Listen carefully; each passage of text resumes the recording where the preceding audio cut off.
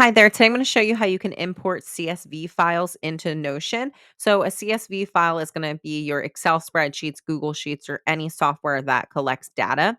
Now, the first thing you want to do is make sure that you have your files saved on your computer, whether you are using Google Sheets or you're using Excel, so that we can find it when we are importing it. So, you're going to make sure that you are clicked inside of Notion and you're going to be able to see the prompt where it says write, press space for AI /for commands. And then we're going to type in CSV.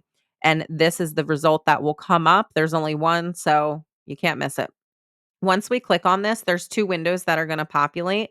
This is gonna automatically bring you to downloads where you're gonna be able to pick the file that you wanna upload, but there are other options in here depending on what you're doing. But for this purpose, we are gonna go in and we're gonna look for our file, and there our file is, and we're gonna open it.